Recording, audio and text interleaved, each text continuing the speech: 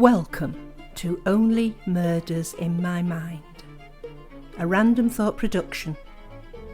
Hi, I'm Carol Bissett, a crime writer, and I invite you with my co-presenters, Liz Hedgecock and Mike Jackson, each week to our conversations on all things murderous. Our friend and co-presenter Mike Jackson isn't with us for the next few episodes, but he'll be back soon. Hello and welcome to another episode of Only Murders in My Mind. I have my friend and co-presenter with me again, Liz. Hi, Liz. Hi, Carol. And there's still a gap where Mike should be. Yes. He's still not recovered, so we'll keep you up to date on that. Today, we're going to talk about crafting the perfect villain. Ooh. I'm not scared. No. My husband gets very scared when I start talking about crafting the perfect villain. As I say, I was going to give him this brooch because it's one eye, this brooch, and then he said he could sleep with one eye open, you see. When I'm sat up writing and saying, if I cut your throat now, how far would the blood go? And he's like, anyway. before Let's have a happy marriage. Before we get into that, we're just going to talk about what we are actually doing with our own writing. Yes. What are you up to, Carol? I have just finished my first draft of my fourth Warrington Detective book, and I am now going through the edit, which I will go through quite a few times. It's Liz and I both paint as well, and I don't know if Liz finds this, but it's very hard to stop sometimes and go, it's done. Oh, I am a chronic fiddler. I'll be like, just one more bit. Oh dear, I didn't mean that to happen. Yeah. That is the story of my painting life, that is. Grab the paper towel. Yeah. So we both do that. It's knowing, know when to hold them, know when to fold them. Yes, at least with editing you have an undo button. If I had one of those when I was painting, things would be a lot simpler. Well, this is it. You can just go delete, delete, delete, delete. So I've still got, obviously, a lot of work to do. And you'll hear writers say this, that the work starts with the editing. I don't know whether you agree with that or not, Liz. Kind of, yeah, because it feels like, for me, I know this isn't the same for everyone, but I feel like, the drafting is the fun bit where I get to tell myself a story. And it's like, this is good. Oh, I like this. And then, editing happens with a different part of your brain, the critical bit of your brain that goes, ooh, you've used to twice in that sentence. You need to fix that. Yeah. So, yeah. I do that. I look and I've got the same word in a sentence, and then I have to look for the word that means the same thing but is a different word. Yes, and then you put that in and realise you've used it again in the next paragraph. Yes. So it's back to the drawing board. Yeah. Well, what I do now, I actually put my headphones on and let the automatic speech. Oh, yes. Read it back to me, and I think even though it's very, it's very monotone and there's no feeling in the voice, it does actually make me catch on to things I've done wrong more quickly that way than actually just reading through it. But that's just a process I do. Mm-hmm. What about yourself? You're always busy with your writing. Everyone's busy. You are okay, well, I've just finished reading through the first draft of Booker and Fitch book 5. So I completed Murder at Work. So yes, that's gone back to Paula. She's read it once, I've read it once, and now she gets it back again. And we will keep doing that like it's a volley at Wimbledon until we're both absolutely sick of it. And then hopefully we'll also be happy with it. So there's that. And now I am reading through the first draft of The Spirit of the Law, book 3. So this is the one with my ghost police officer. And I can tell you now that it has a title, and I've also been working on the cover. So busy. But that's now going to be called The Case of the Lost Treasure.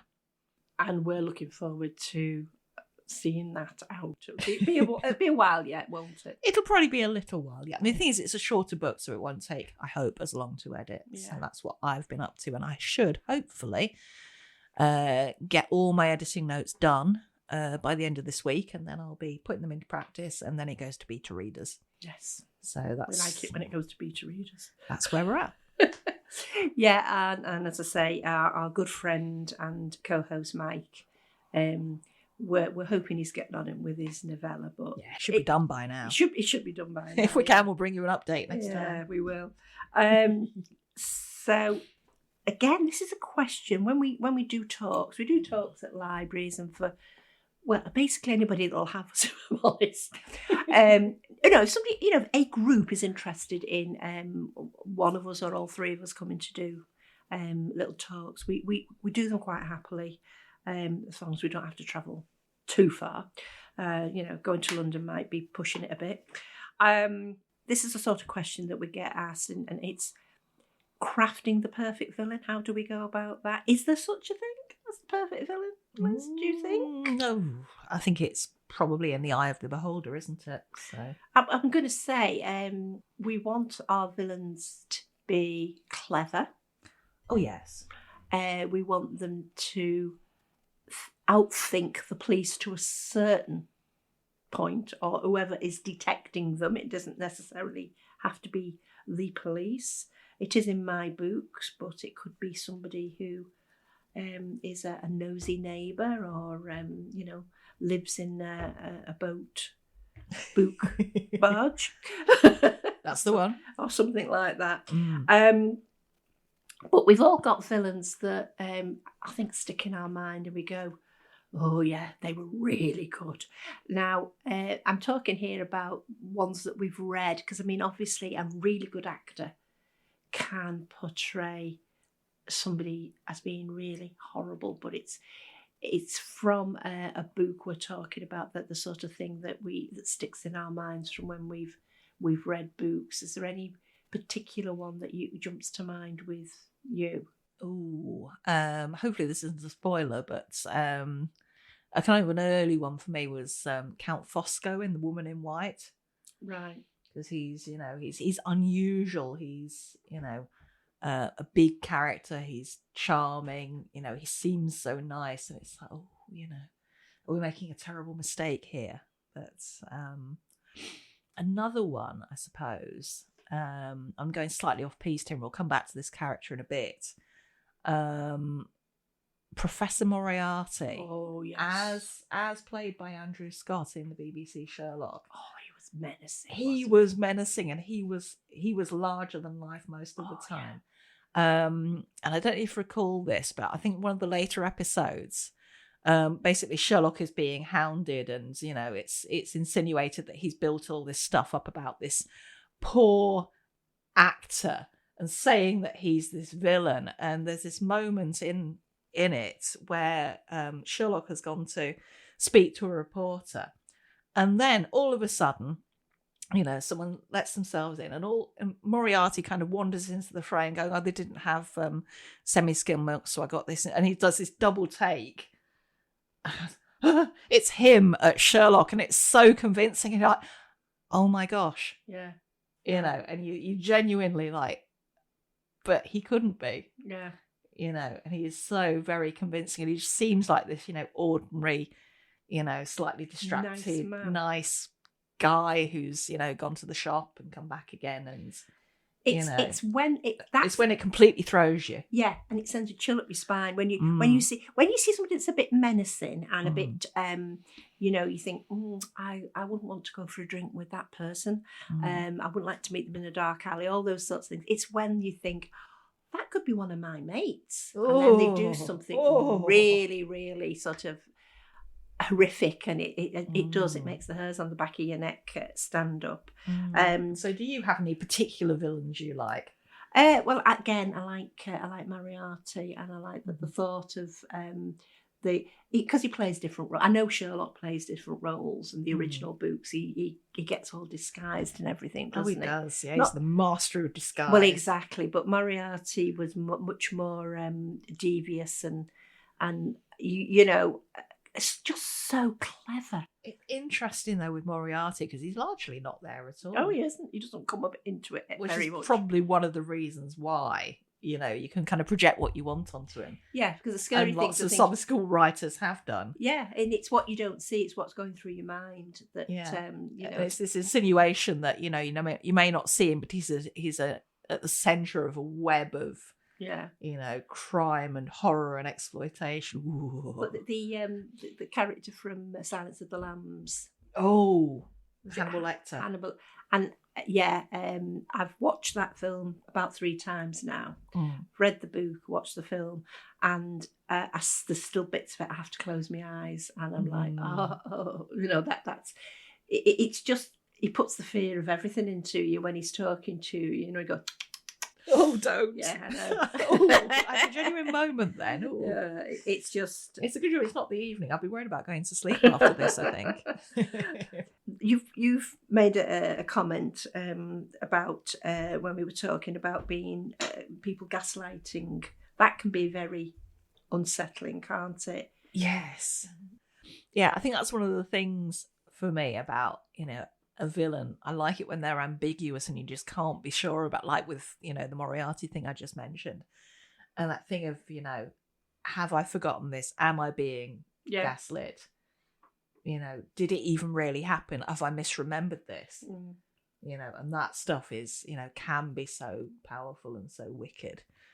And there's a book I'm thinking about, and I'm not going to say which book, but it's a classic novel, and someone's got married, and there's these rumors about I think they get married, the wife, and it's she couldn't possibly have done that. It must have been a coincidence. She's so lovely and she's so concerned about me.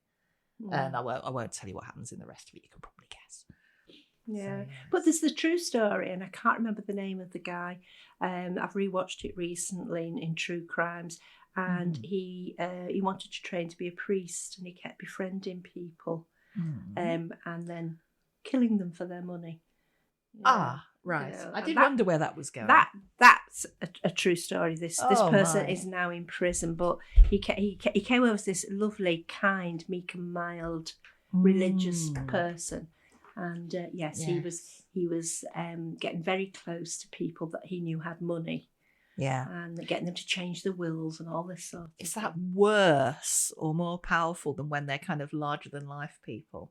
I think that's worse in a way, because you could turn around and say, well, we all know somebody, not that is trying to kill you, but hopefully not. But I know somebody like that. It's that thing, isn't it, when you go, I never thought they were capable of doing that. It's really... people that live next door to mass murderers, and he seemed ever so nice. Indeed. He helped me take the bins out. Yeah, but you don't know what was in the bin. That's the thing. It's our villains. They believe that they're heroes. They're doing the right thing. I've just started watching a series on television about I'm trying to remember the name of it now. A man who works for the police in America doing blood spatters. Blood splatters? Yeah, he looks at the splatter of blood and he can tell where the direction of the blow came from. Oh, okay. Sort of thing. And I was going to say, I thought you meant some kind of, Jackson Pollock, very macabre sort of. Well, they do look like that. But he is killing people who have murdered somebody and then got off with it.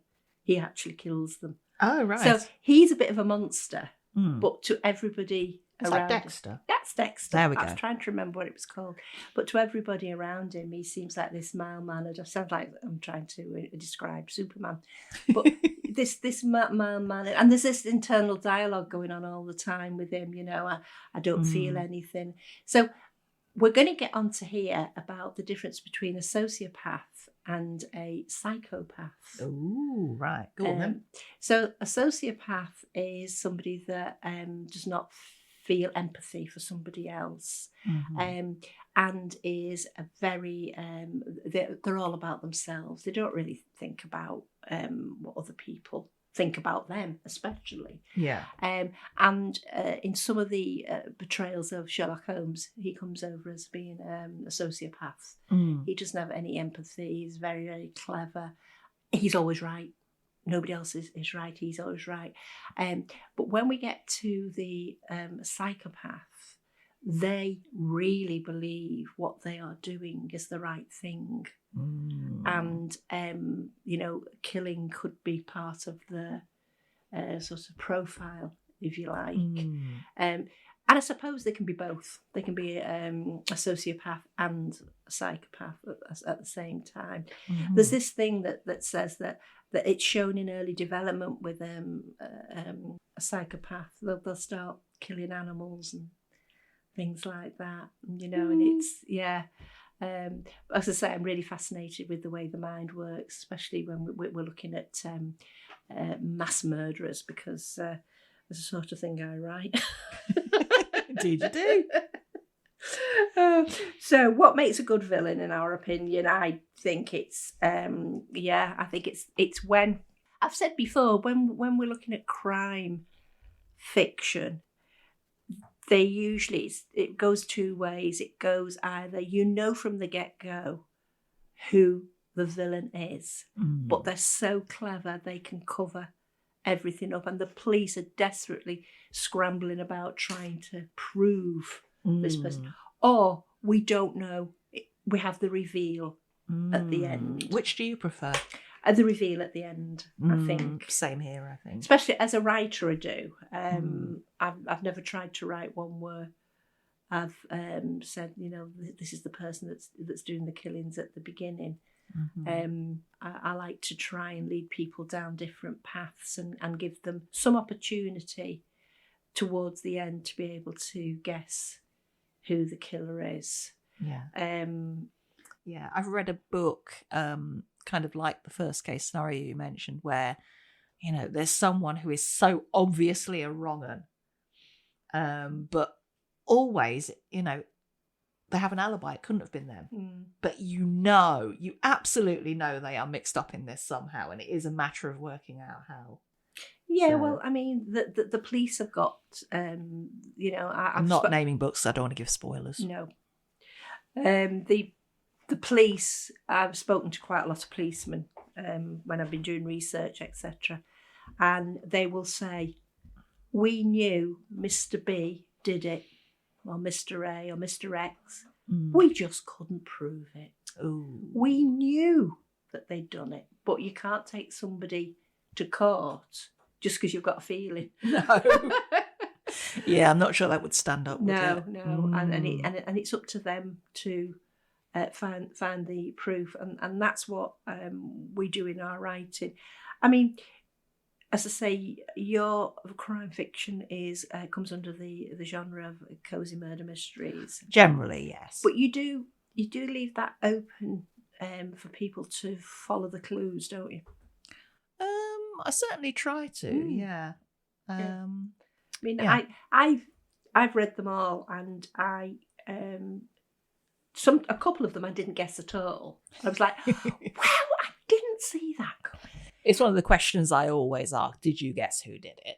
But some of them I have got, but it's been really right towards the end of the book, which is what you want. Well, that's the thing. I always want to give the reader a fair chance. Yeah. So yeah. Yeah, there's nothing as disconcerting as, and we've said this before, reading a book and then at the end they go, oh, it was the son and he's been living abroad for the last 20 years. He just popped up and he's not been in the book at all to that point. It's a bit of a get out, isn't it? Yeah. What do you think detracts from a good villain? What would kind of make you finish a book and go, pff, If all the way through, and I didn't know they were the villain at that point, they were unlikable. Okay. I want to be empathetic with the villain to some degree. They've had a hard life.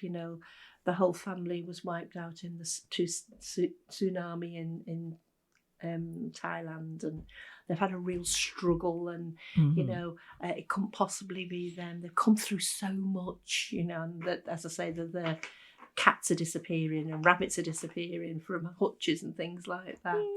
And you're thinking, no, like you said, it can't be them. They've had such a tough time, and they've been so brave, but they haven't really, because they're taking it out on everybody else. It's that sort of thing.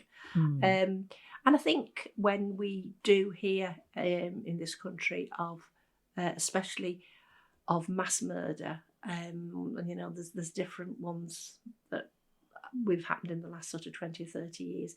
We are A, appalled, and B, absolutely fascinated. Not in a we just want to know how it happened. How did they get away with it? Yes. What did they do to? Yeah. Was everyone looking the other way all the time? Yeah. Yeah. Dr. Shipman. Oh, yes. To name but one. Trust me, I'm a doctor. Yeah. And people did, because he came. That's the thing with hindsight. It's very easy for us. Did nobody see the signs? And clearly, no. And again, it's this thing. There's the nurse who was killing the babies, and everybody said the reason nobody suspected her was because she was this grey, shadowy person who wasn't.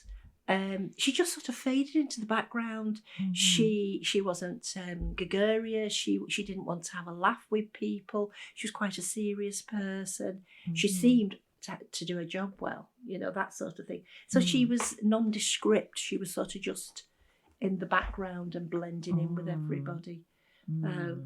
But I'm wondering if you've got anything that we could hear from one of your books that sort of emphasises this sort of thing. Well, I've got a bit. It's difficult, really, when you're picking a bit with the villain, because you don't want to give it the away. problem is you don't want to say who the villain in your book is. So because you might want to read it one day, possibly. I think one of the things for me that detracts from a good villain is I don't like it when people are bad for no reason. Like, I want them to have some kind of motivation that makes sense to them. Even if it doesn't make much sense to me, even if it's some ridiculous, grudge or hang up or something. Yeah, just when they're doing, I'm being bad because I can be. Yeah, I don't really like that. I want them to have a reason for doing what they do. Logically, they think it's the right thing to do, even though we all know that, murdering 20 people is not the right thing to do. Okay, I'll try and grab a bit. Right, I'm going to read a bit this is from one of the Castor and Fleet books. And this is book 3, The Case of the Deceased Clerk. And in this one, Catherine and Connie are investigating all sorts of dodgy characters in the sense of spiritual fakers. So, iffy fortune tellers, dodgy mesmerists, that sort of thing. Because there were lots and lots and lots of those hanging around in the late Victorian period, and no doubt tricking people out of their fortunes and all sorts of things. So this isn't the main villain of the piece, but it's someone who's distinctly a bad lot, and this is a mesmerist called the Sphinx. So I'll read a bit of that and about some of his modus operandi, and hopefully it'll be extremely unpleasant. So enjoy. Okay, here we go. The lights lowered and soft music began to play, though no musicians were visible. It had a steady beat like a dance tune, slightly out of kilter with my heart. A deep voice echoed around the room, bouncing from corner to corner. The Sphinx, the Sphinx, the Sphinx. Your thoughts are his. Ventriloquies, whispered Connie. People around us tutted and shushed. Lights illuminated a tiny part of the stage. A man was seated, his elbows on the chair arms, studying the audience over steepled fingers. A voice, low yet distinct, spoke. An engagement ring, a wedding planned, a troubled young woman. It was impossible to pinpoint the source of the voice, even knowing it came from the figure on stage. He stood up and scanned the auditorium. His eyes swept over me and back. I felt myself fighting not to stand. It was like being in a classroom when you've done something wrong and you're trying to avoid the teacher's eye. But it was Geraldine who stood. Here I am, she said. And now the narrative moves to Connie. I nudged Catherine and pointed at the slim form of the woman standing in the row in front. Do you know her? Shh, Connie, hissed Catherine, her eyes fixed on the woman's back. But she... Please, Catherine whispered. The Sphinx's pale eyes rested on the woman like a fly on a piece of cake. Here you are, he said, urbanely. Suddenly he frowned and placed his fingers to his temples, and his gaze seemed to intensify. And yet you are not. An ah from the audience. I sense that, in one way, you are not the person I seek, not the person whose thoughts wheel and flutter like a bird trying to escape from its cage. Ooh, he's good, murmured Ernestine. And yet, in another way, you are. Ernestine nudged me. Here we go, she said, settling in her chair as if we were watching a play. She grinned at the volley of shushes from all sides. You are a young woman who feels she has escaped from something.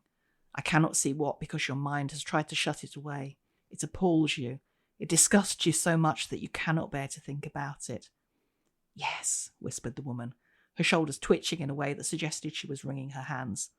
Is that right? I cannot quite hear you. Yes. She put her hands over her mouth. She thought it was gone, all gone, but something or someone has brought it back into your mind. Gasps from the audience and murmurs. Am I right? She swallowed. Tell me, my dear, tell the Sphinx. I felt Catherine shifting in her seat beside me. If she even thinks about it. You are right. It was... Catherine half rose, and as she did, the Sphinx held up a hand. You do not need to tell me what I already know. The Sphinx removed his hands from his temples and stretched them out to the lone woman, who trembled like a leaf. Let me connect with you further, my child. So far I have only penetrated to a superficial level of your brain. Let me see more. Yes, yes. The woman sounded as if she was in some sort of ecstasy. Reach towards me. She raised her arms, leaning forward slightly. Turn your palms upward. She did as she was told.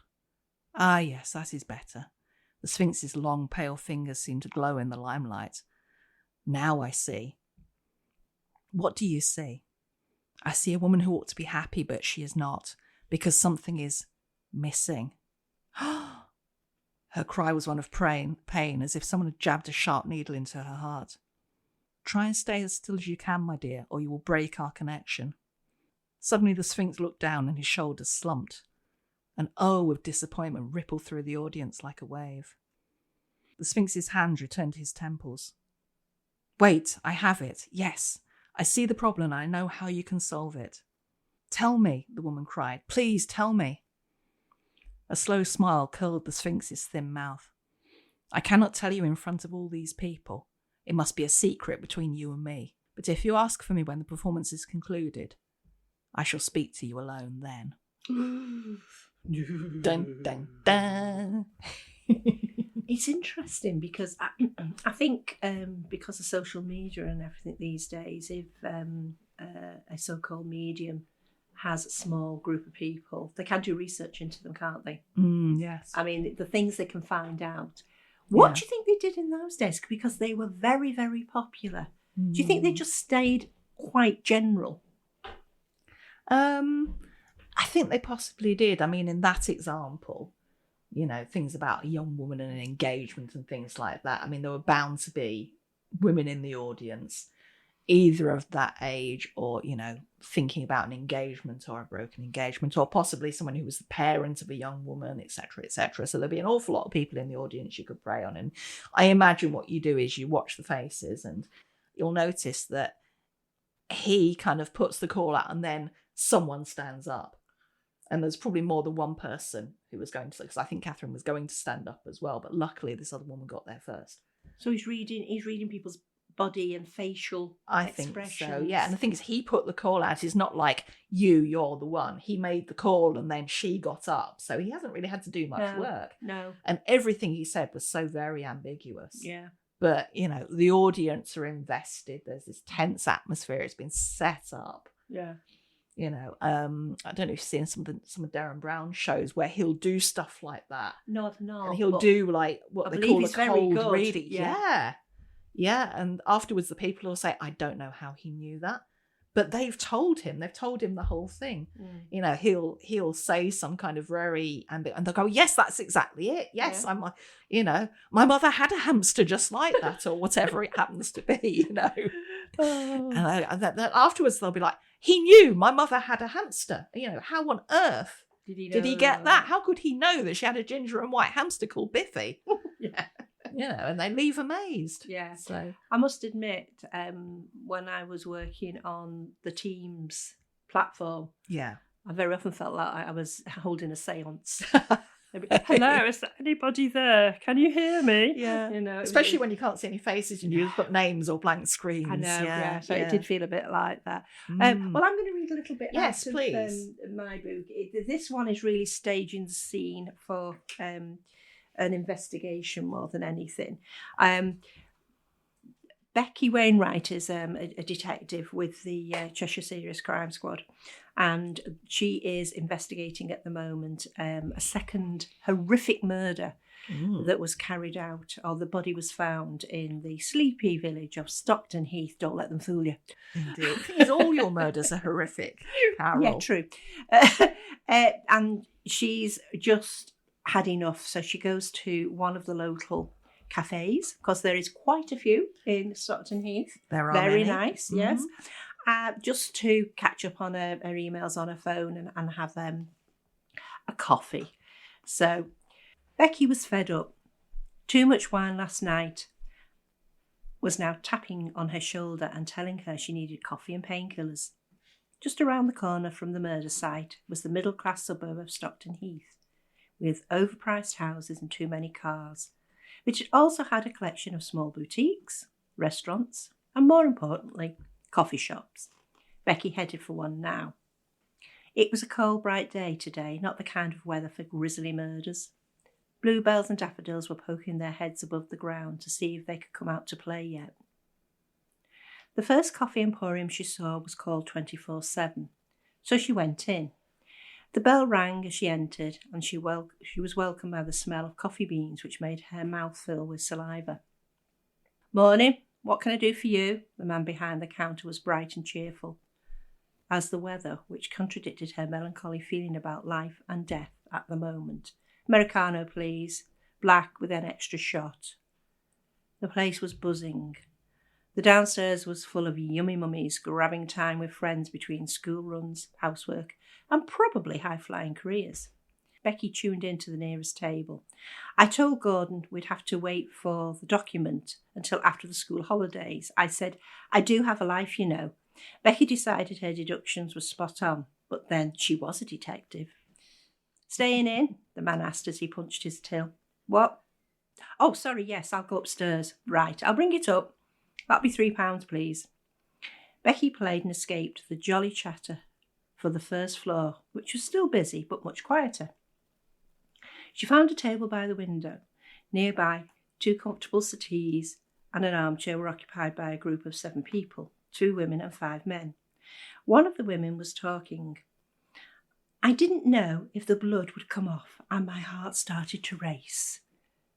Becky stared at her, not quite believing what she was hearing, and then realised with some relief that the woman was reading from a notebook.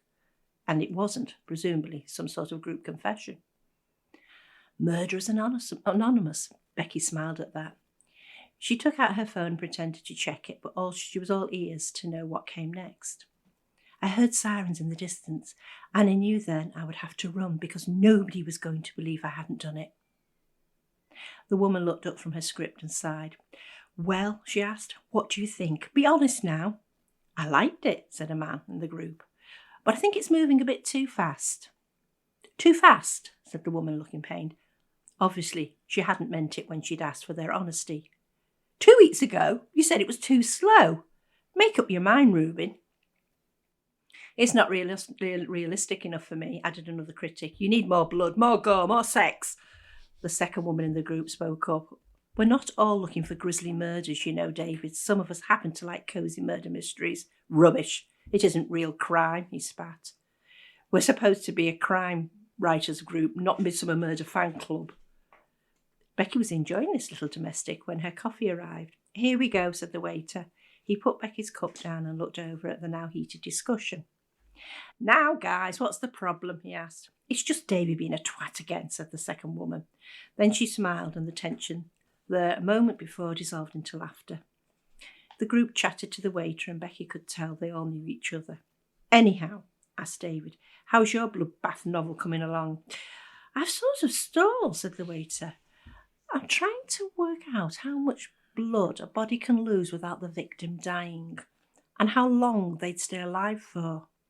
The young waiter was medium-sized, with unruly hair that spilled over onto his eyes. "Depends on body weight and gender." This came from David, who Becky had decided was a bit of a know-it-all.